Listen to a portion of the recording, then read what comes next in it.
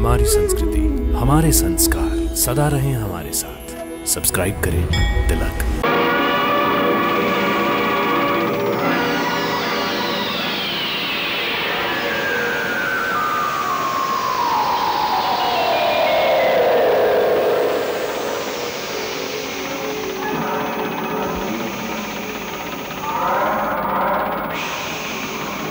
हे देवादिदेव महादेव, मेरी सहायता कीजिए। मेरे स्वर्णपुर का मार्ग रुक गया है, कृपया मुझे मार्ग दिखाइए।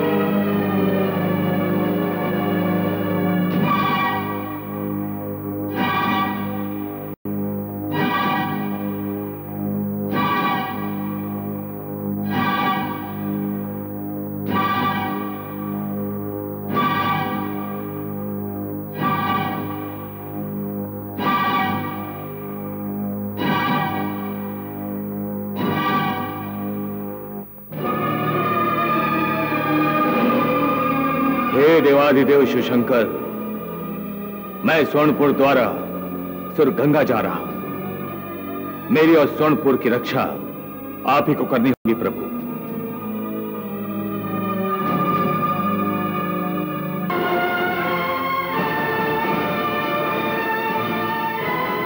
हे स्वर्णपुर, सुरगंगा चलिए। गंगा चलिए, गंगा चलिए, गंगा चलिए।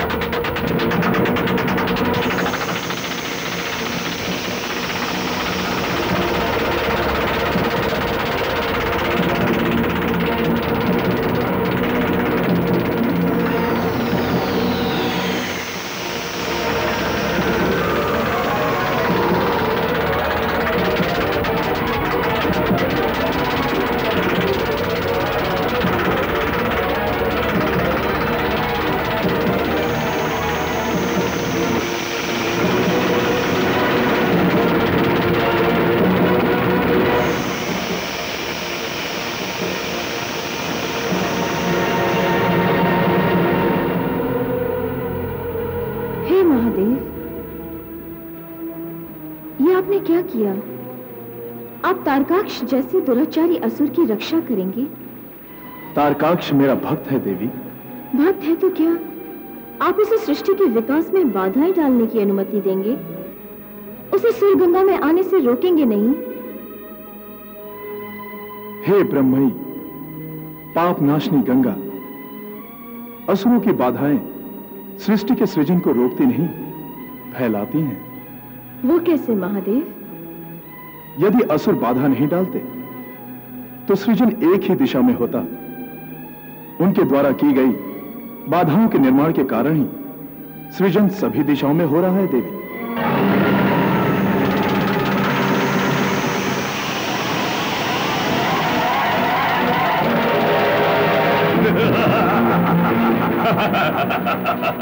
और देवी गंगा, जब तक सृष्टि में दैविक सृष्टि है, आसुरी सृष्टि का होना अनिवार्य है। चाहे दैविक सृष्टि स्थायी हो और आसुरी सृष्टि अस्थायी। ये अस्थायी समय ही तो कष्टदायी है महादेव।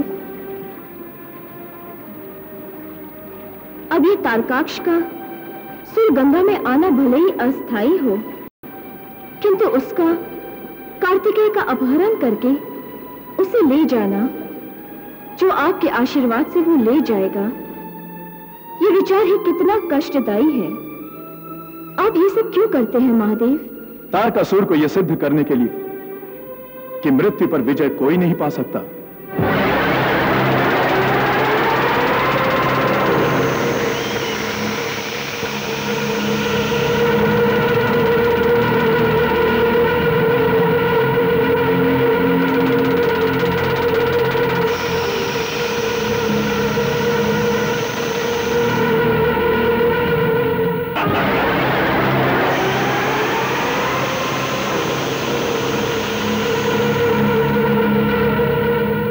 देवेंद्र, तारकाक्ष को रोकना चाहिए।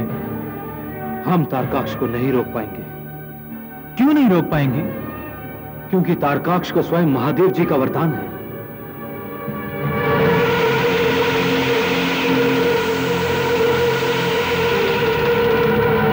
उमा, दीदी, तारकाक्ष अपनी और एक विजय की ओर जा रहा है।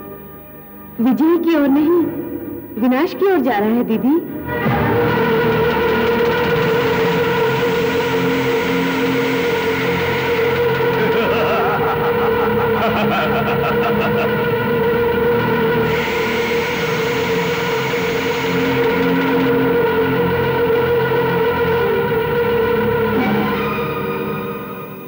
प्रणाम देवी गंगा।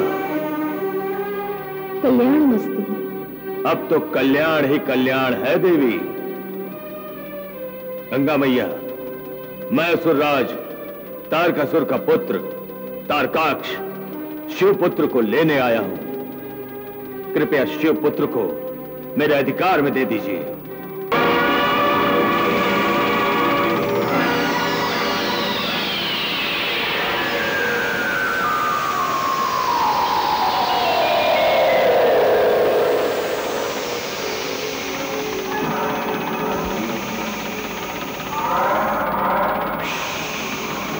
हे देवाधिदेव महादेव, मेरी सहायता कीजिए।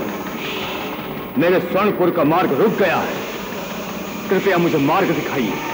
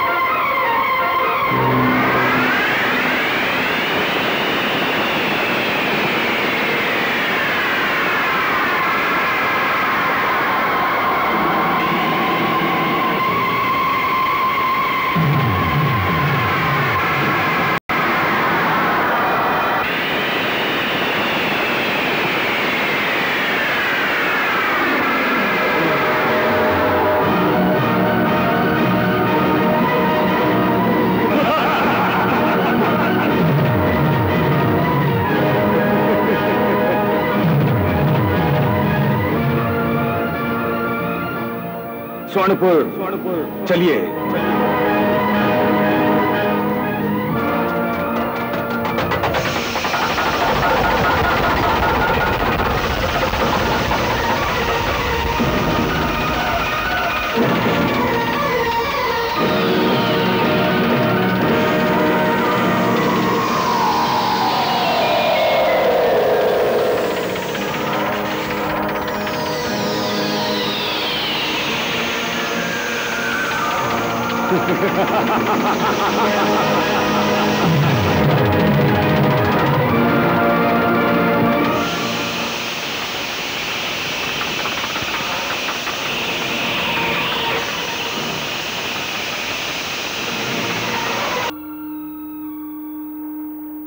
प्रणाम भोलेनाथ। कल्याणमस्तु। प्रणाम दीदी। भोलेनाथ, मेरा मन कार्तिकेय को लेकर बहुत विचलित हो रहा है। भार्गव शुक्राचार्य और उनके तपोबल से केवल आप ही शिवपुत्र की रक्षा कर सकते हैं।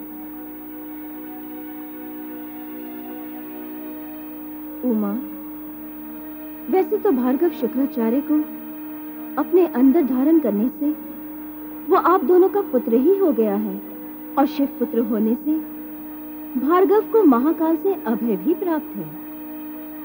परंतु इस समय भार्गव को इस बात का ध्यान नहीं है। वो शिवपुत्र को हानि पहुंचा सकता है। आप चिंता क्यों करती हैं देवी? कार्तिकेय को हानि कभी पहुंच ही नहीं सकती, क्योंकि आपका जल आवरण बनकर उसकी रक्षा कर रहा है। वो देखिए,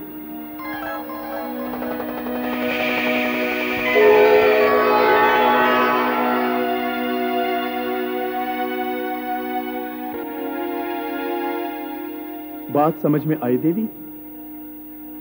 जब तारकाक्ष ने कार्तिकेय को अपने श्वास द्वारा अपने पेट में खींच लिया, तब उसके साथ आपका जल भी उसके पेट में चला गया।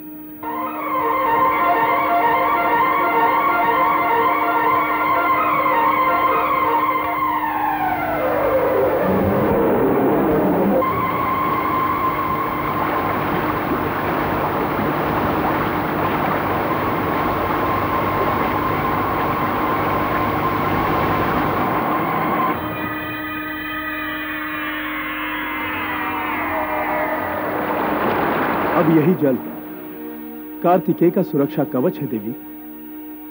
इसका भेदन कोई नहीं कर सकता, शुक्राचार्य का तपोबल भी नहीं।